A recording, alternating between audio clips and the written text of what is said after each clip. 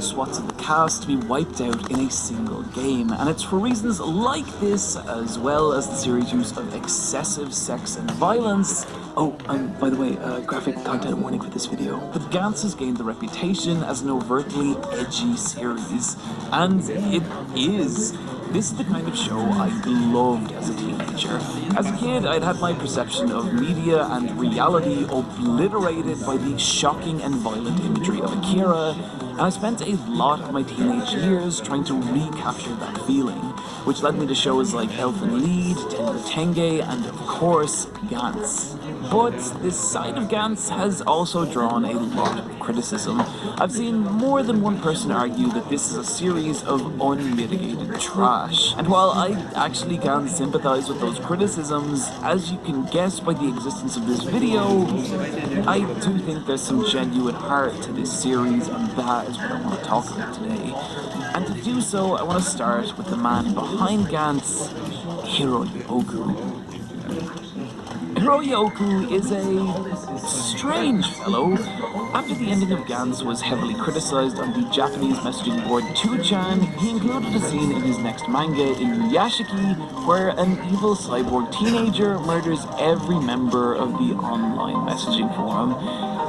He has a very distinctive approach to storytelling, often focusing on the cruelty and violence humans are capable of and presenting it with a near nihilistic cynicism, as seen in Gantz and each of his series that followed it.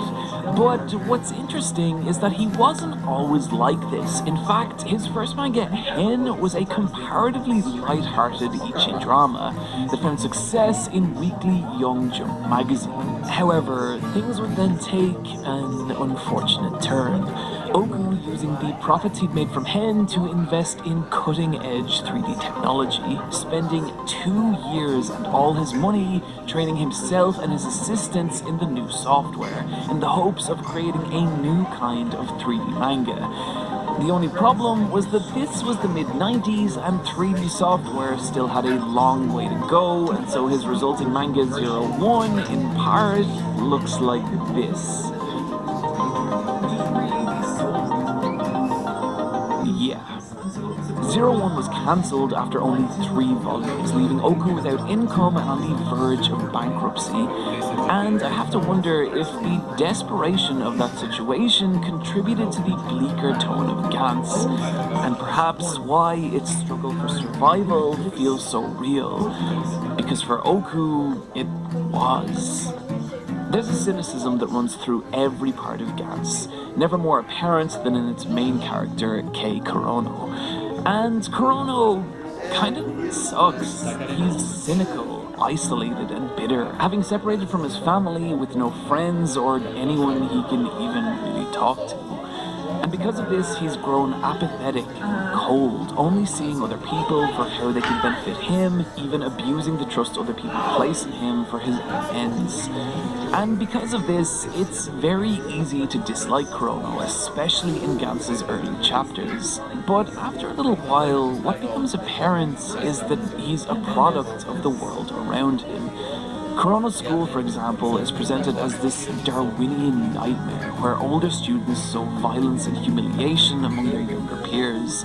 One particular early story arc involving an upperclassman known as the Dentist, who tortures his classmates by ripping out their teeth and collecting them. This is the world of Gantz. It presents society at its most bleak and callous, and because of this, it's easy to see how Kurono has become the way he is. How the life and enthusiasm he had as a child has been crushed out of him, leaving a cold, cynical shell of a person.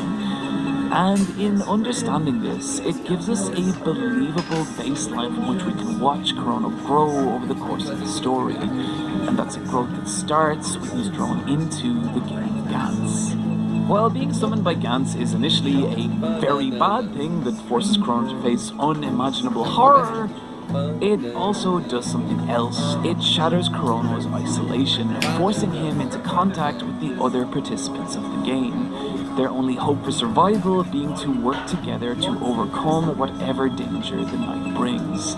And so, Slowly, over the course of the games, people start to rely on Chrono, and he in turn begins to rely on them, the group sharing a bond that is absent from Chrono's ordinary life.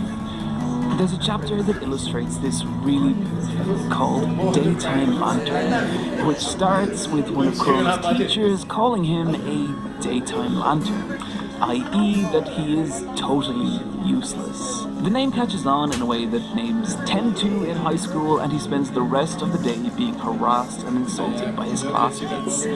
But then that evening, he's visited by his teammates from Gantz, who have come to look on him as their leader, and together they bound across rooftops and train for whatever challenge awaits them in the next game.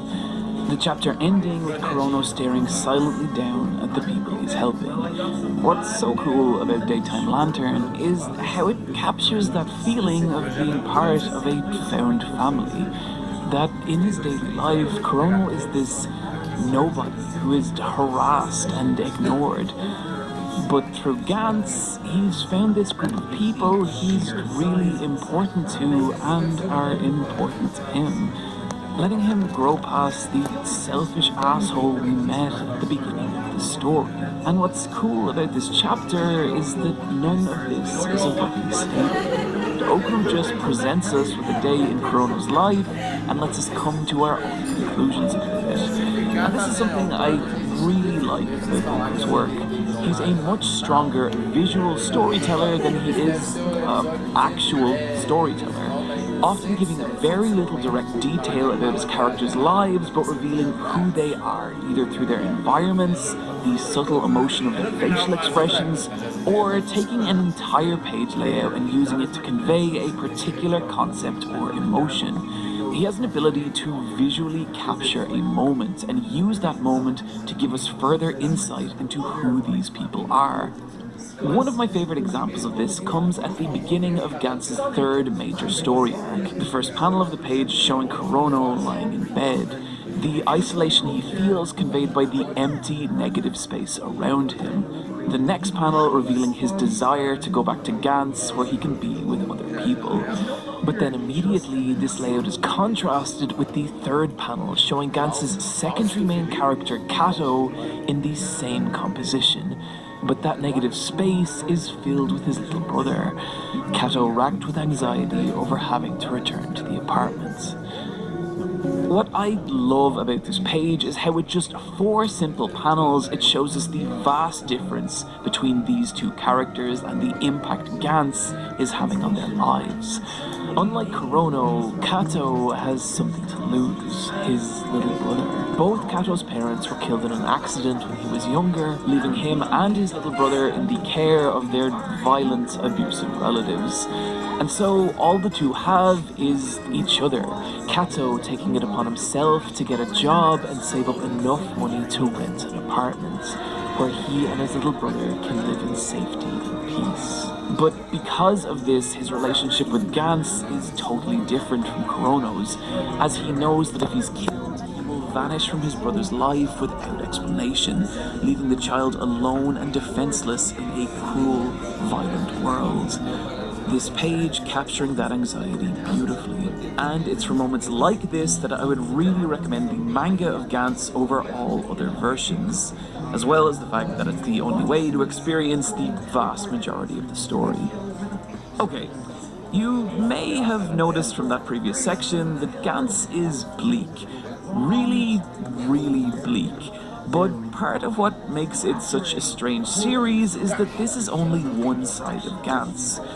The other being that it's totally fucking insane. And to help illustrate this, I'm going to bring back one of my favorite sections.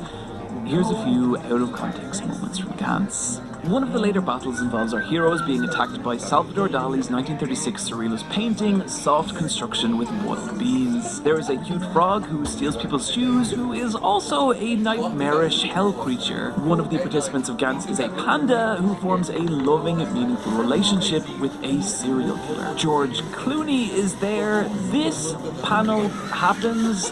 And finally, one of the aliens encountered. This panel happens.